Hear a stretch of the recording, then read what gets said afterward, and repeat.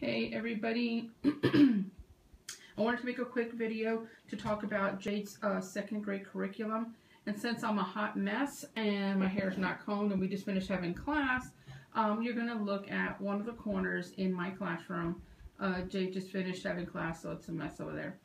But I'll go and clean everything up and put all the books back and all that. But for now, that's your view. Okay, so I wanted to talk to you guys about her curriculum. By next week, she'll be done with first grade, and we will be moving on into second grade late April. I say late April because she's going to have the 2.5 weeks off while her father is in town. You know, my husband works in Afghanistan, so he'll be home for his R&R. And so while he's here, we don't do anything but spend time with him. So, but during that time, we will keep up reading. We'll do reading every day because we do read every day, and then we'll do she can play with her educational apps that we have on her electronics. We have a Kindle Fire that we use just for the classroom, and that way we don't have to put the educational games on our iPads or on our phones, because we just keep that Kindle in here for school purposes, so she'll be able to use that. So her curriculum for second grade, she has the 3 core classes. From grade 1 through 6, she'll have math, science, and language arts. Language arts breaks up into reading, writing, and spelling. And it also has narration in there, but I'm not going to really do that because we do that in literature, when we do the literature part of it. So language arts is reading, writing, and spelling. And so from grades 1 through 6, those are her 3 core classes. And so along with the 3 core classes, she has 12 electives, because that's what I'm calling them, electives.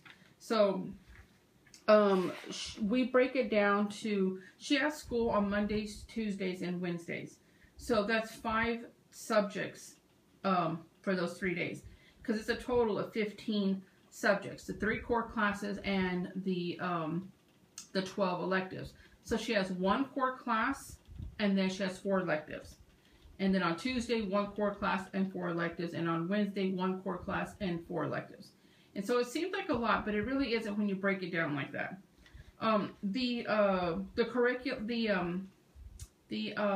electives that she takes are, she has history, she has scripture memory, picture study, music study, hymn study, Handicrafts Arts, Shakespeare, foreign language, nature study, poetry, literature, and personal development. Okay, so let me break those down to you a little bit better.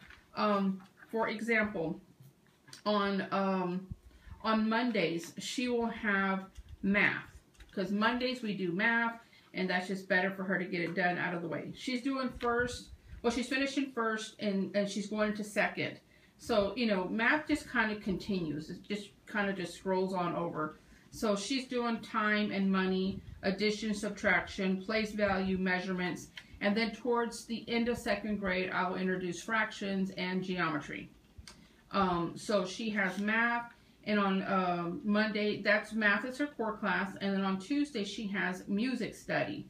Music study is where you take, we study 3 composers a year.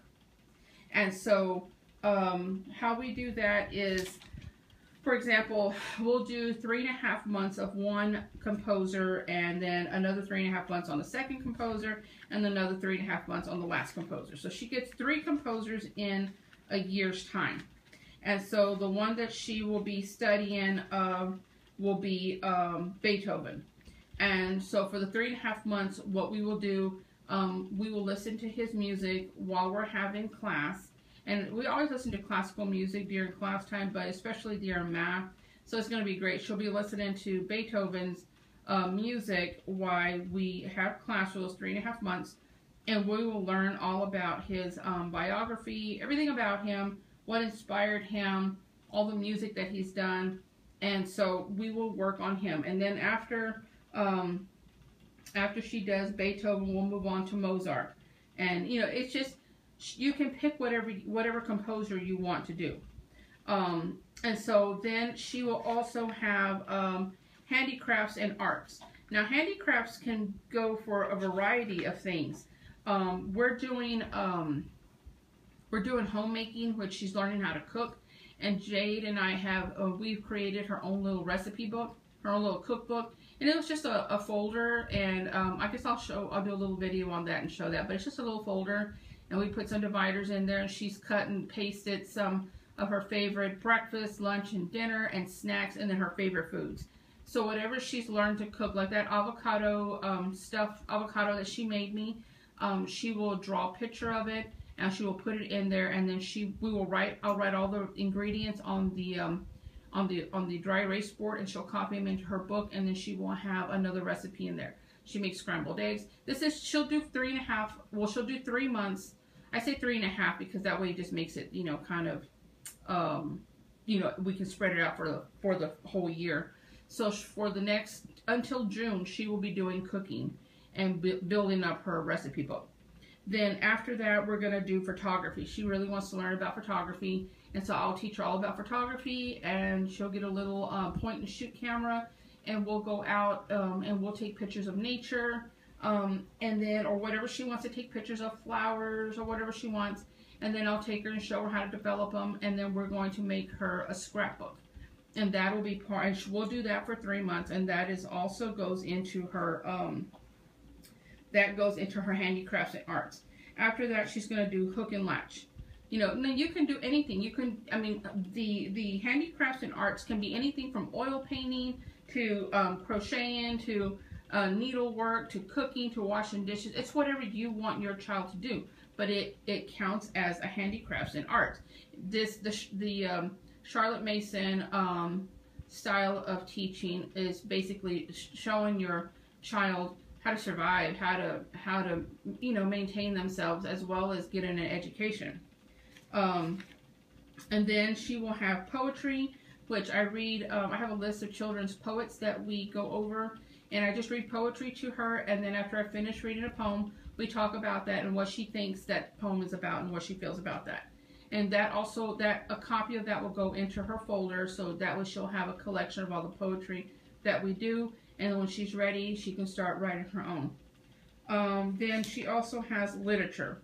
Literature is where you pick whatever chapter book you want. Well, I should say you want, but whatever you and your child agree on. And then, she sits in a comfy chair, and I read to her, a few chapters out of that, and we discuss the chapters that I've read. And this is just to help with her comprehension, to see what she is grasping, if she's paying attention, if she's able to give me details about the story. And we do just, like I said, she's picked Secret Garden, so that's what we're going to be doing for literature. And literature changes as fast as you go through a book. That's as fast as you go through, you can go through all the books. And this is a good way to read all the classics to them, and it really helps with them paying attention, and it really does help you see how well they're able to comprehend things. And then on Tuesday, she has science. So on science, she's going to have she'll have workbook pages. Just like she has in math, she has workbook pages. And she will do some actual classroom time with science. And then for 3 months, we're going to do flowers. So April, May, and June, we'll be studying flowers, and she can use that opportunity to use her camera to take photos of flowers. We're going to take a field trip to the wildflower farm in, I think it's towards Fredericksburg or London. It's the LBJ Ranch out there. Anyway, so we'll be able to, and with that, she'll do not only will we learn in class about flowers, but we'll also be able to do hands-on, where she'll be able to plant a flower of her choice. We'll go to the store, pick the seeds, and we'll be able to come home and pot it, and then we'll keep it in the classroom. She can take care of it every day, and she can record how the growth of her plant is. And so that is towards her science. And then on Tuesday, science is her core class, and now the 4 electives that she has is history. Now, history, we are stuck. She's already read the Children's Bible 3 times, so she's very aware of all of the Bible stories. But now I'm going to break it down. We're going to start with Genesis, and we're going to go through ancient Egypt. And when I say break it down, a little more than just a school Bible version, you know, Sunday school version of it. And so we will be learning all about that in history. And then she also has scripture memory. That's another one. And so I'm going to go ahead and keep that the same with the same theme. We're going to be doing Genesis. And now I'm not going to have her memorize the scriptures, but just there's a few scriptures that I'm going to have that we're really going to focus on and talk about and see how that pertains to her life now, or how it pertains to the world itself. And these will be just scriptures that she is very familiar with. And we, like I said, we change scriptures. Like for Genesis, I have 4 scriptures that she'll be reading and understanding, and we'll be talking about that. So as we move on, the scriptures move on as well. The next one she has is hymn study. I will get a CD with all the children's hymns, the Bible study hymns that she can sing, and I'll also keep that linked up to you know, to what she's doing that day, because she's doing Bible, she's doing the history, what she's learning in Genesis, we're doing scripture, and then she can do hymns. And then the last one that she has on Tuesday is personal development. Personal development is basically, it's going to be books and videos on how the importance of mannerism, behaviors, you know, respecting your elders, respecting your brothers and sisters, why it's important to comb your hair and brush your teeth and have good hygiene, and, you know, bullying, all of that stuff, all the personal development. And really through that, it's just a lot of reading and discussion.